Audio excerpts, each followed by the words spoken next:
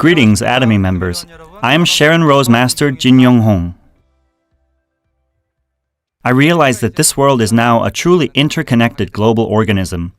I was able to look back at our communities. As many have taken for granted the seminars and events which we'd held so regularly. The total sales for industries all over the world in the first quarter has decreased tremendously. However, for online shopping, the sales has increased greatly. What do you think is the reason for this? The need for online shopping has increased consistently. As the world was exposed to the pandemic, a great influx of consumers, even in their 50s and 60s, were introduced to online shopping. After having experienced the convenience of online shopping, it will probably be difficult to go back to offline shopping. I'm sure that many of you have heard by now that Atomy's sales have also increased by 40% in the first quarter. In the past, the model was an online to offline model. Let me explain this concept more clearly. In the past, consumers accessed the online platform in order to reserve and order products in an offline platform. However, in the near future, the online market will consist of an integrated model of both offline and online models. Through big data, appropriate products will be recommended to offline consumers. This will make the online platform a competitive model where consumers will be able to access the products both online and offline. With such a competitive edge, the demand for online services will only keep growing. And this is the result of such a trend. Currently, the online market takes up about 61% of the consumer's wallet. This phenomenon will only increase to 70% and 80%. Companies will not be able to ignore this consumer trend. If companies do not adapt to such a trend, they will not be able to survive during this time. In the past, it was just a single channel of consumption. We are currently in the middle of transition. Currently, businesses are competing through multi-channels of both online and offline.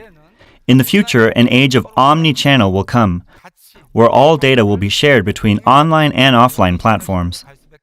The system is rapidly changing, where multinational companies all over the world are acquiring these omni-channels to ensure competitiveness. And you are able to see the results of such a trend. Major companies in the US that only had offline channels are now closing doors. Since the introduction of Samsung smartphones, smartphone users all across the globe have been on the rise. The current 70% of smartphone users are expected to rise to 80% by 2022. Surprisingly, in Uganda, there are only 3 million people with electricity, but there are a total of 10 million smartphone users. It is these phono sapiens that are bringing the change in the distribution industry. It is this increase of consumers and smartphone users that is causing radical change within the same distribution platform. There is no future for a company that doesn't prioritize platforms. This is now common knowledge for everyone. However, there are now new wave of changes within these platforms. I'm sure many of you know this by now. How did distribution platforms in the past make profits? It was through commission incurred in the distribution process. But this profit model is also quickly changing. Online platform giants such as Naver Store and Kakao Store are receiving monthly subscription payments from businesses that want to register their business to these platforms. This is possible due to their large pool of users and data. Also, Kakao Store is receiving payments for advertising, which replaces commissions. Isn't this an amazing shift? Another shift is that there are now so many distribution channels. So, what does this change look like? Recently, I was also looking to buy a wireless mic. What eventually helped me to buy the mic? I was searching on YouTube for information. Where are consumers these days searching for information? It's in social media platforms such as YouTube and Instagram. What's the reason for this? In these platforms, consumers are able to experience storytelling, empathy, and other social values. Another reason why people are going to such platforms is because there are too many products out there. So curation service is more important than ever before. We live in an age where anyone can produce and distribute products. Price is no longer the deciding factor for consumption. These days, it is the shopping platform that has the most unique characteristics that will survive. For example, you know about Amazon's Prime service, right? In Amazon's Prime service, if you pay about $120 a year, you can watch all movies on that platform for free. You can receive free quick shipping. Consumers are able to enjoy all of Amazon's benefits. In Amazon's affiliate program, normal Amazon users can promote their products to other potential consumers. And if this leads to purchases, then the promoter will receive a commission of the sale. Recently, I came across a very interesting company. It's a Chinese company called Pinduoduo. This company uses a strategy where the price of the products on its website decreases as more and more buyers join the purchase via social media. Depending on the number of the buyers, the price of the product decreases. Within 2 years, this company became the second largest Chinese company. The company is even registered on the US Nasdaq stock market. Such changes in the distribution industry require the consumers to make a decision. And what is that? The consumer has the option to either remain as a passive consumer, or the consumer can actively participate to make profit within the revolutionary changes that are happening in distribution. What is your decision? Ultimately, it is going to be these major companies with strong content creation and curation capabilities that will survive. However, other issues and problems arise due to such a monopoly. In the past, there were many travel agencies in your local community. Typically, consumers would go to the agency to reserve a plane ticket, hotels, and other travel packages. Today, profit is being concentrated on the platform of a few giant companies. The distribution industry is also the same. Today, more than half of the US's distribution is being eaten up by Amazon. Many people are losing their jobs because of this issue. Within this model, there is only one victor. It's the multinational company that owns the distribution platform. In this ecosystem, regular-sized companies and manufacturers can't compete. Even in such a change of the market trend, I was surprised by the values of an American outdoor brand, Patagonia. Even in the US, Patagonia is known to be a company that promotes the values of family and protecting the environment. There is not a single woman who has been fired due to maternity reasons. What do you think is the reason for this? The company claims that the CEO and the company can't be the end objective. One of the company's managerial objectives is that the workplace should be a means to ensure the family's survival. The company was able to truly touch the hearts of the consumers. Another surprising thing about this company was that it hosted an event on eBay, where it sold second-hand clothes of their own brand. As you can see here, this is a picture of a person who is wearing a jacket which his father once wore 20 years ago. This company even tells the consumers not to buy new clothes from their company. Do you know what the reason is for all of this? The company claims that a lot of water is consumed to produce new clothes. In order to plant cotton plants, the company uses more water, and great volumes of CO2 are released to produce their products. And ultimately, these clothes are thrown away as trash. By presenting relevant data, Patagonia constantly sends a message to the world that they are a company that strives to protect the family and the environment. Wouldn't consumers who care for the environment and consumers who care for the family hear this message? Wouldn't they love this company? I encountered stories of such companies that had social values through a book called Good Company.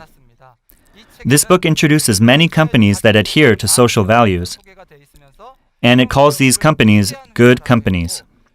This book claims that in the end, good will always prevail. When I saw this statement, my heart started to race. There is also a similar principle in Atomy. Honesty and goodness is the best policy. I believe that this principle of the company shows that Atomy is also a company that adheres to social values. Why then must we pick Atomy as a company? If a CEO of a company is asked the following questions, why must the consumers pick your company? And if the CEO is not able to answer, can that company survive? I want to share with you at this time why it is that you must select Atomy as a company. In the previous platform models, all profit was concentrated on the company. No one could win in that ecosystem except the company itself. All the other players could not survive in this model. However, in Atomy's platform, the consumers act as the end user, being the terminal of the distribution channel. But at the same time, the consumers are able to make their own platform and act as a hub for the distribution channel. There is an important characteristic in Atomy's platform, that the points incurred during the purchase are connected by all the consumers in the platform all over the world. The consumers in this platform are able to share their profits. President Han-gil Park knows all the important values and principles that are necessary for the post-platform business model. He said that Atomy is not competing with other network marketing companies. Instead, Atomy is competing with the previous distribution channels. I will get rid of all platforms where there are no point systems. Atomy will become the hub of distribution. In order for a platform to succeed, only one thing is essential. Consumers must be able to voluntarily access the platform with no advertisement. A platform that will survive will be the one that can tell others about the value and service of that platform voluntarily. President Han-gil Park knows about these core strategies very well. During the past 10 years, Atomy has kept to the major curation principles of absolute quality and absolute price. Atomy has introduced high-quality products at an affordable price to the consumers. As a result, Atomy has become a company that could act as a curator that is dependable. The 0.12% rate of product returns shows that Atomy has done a prolific job in product curation. The number is proof of such an outstanding feat.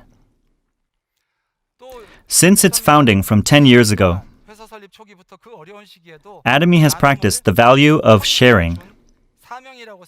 Atomy has consistently donated for the past 10 years. The company has donated $10 million up till 2018. In 2019, it was the first middle-sized company to ever donate $10 million in a single donation. You can also see that Atomy is concerned about the environment as well. Atomy spends over $100,000 extra a month in order to exchange the plastic padding into paper material. What kind of company would do such a thing in such hard times? Atomy has been acknowledged for its social values and contributions to the overall community. It has acquired the CCM certification by being acknowledged by the government to be a company that focuses on the consumers.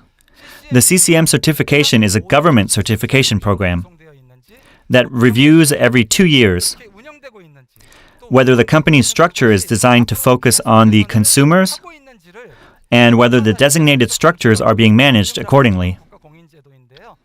Out of 500,000 Korean companies, only 182 of them have this certification. Aren't you so proud?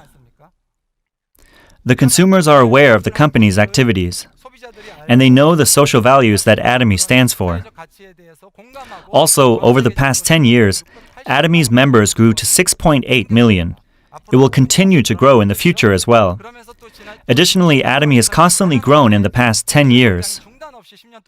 Atomy has achieved an unbelievable feat of $1 billion of sales in Korea and $1.5 billion of sales overseas.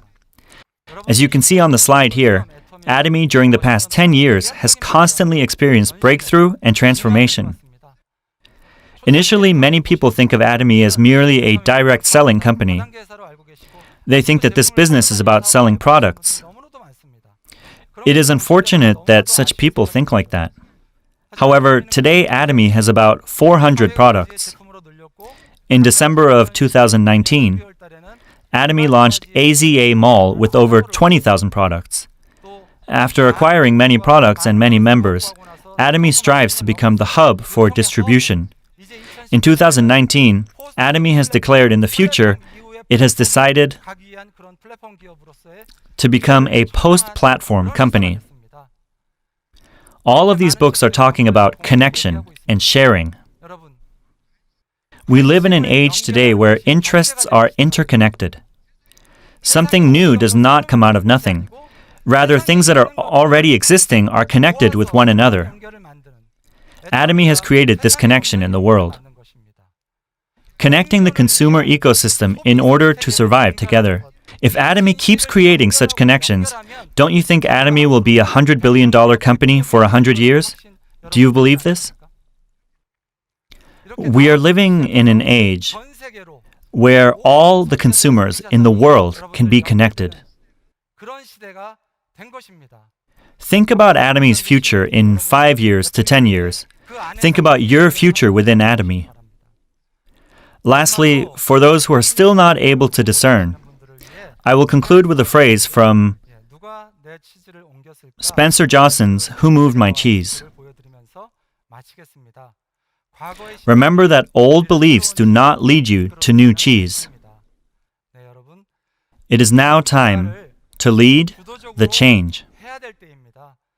Change is no longer an option. Rather, it is necessary. I hope all of you will be able to overcome COVID-19, and I hope that all of you can become successful in this unprecedented time of change. Thank you for listening until the end.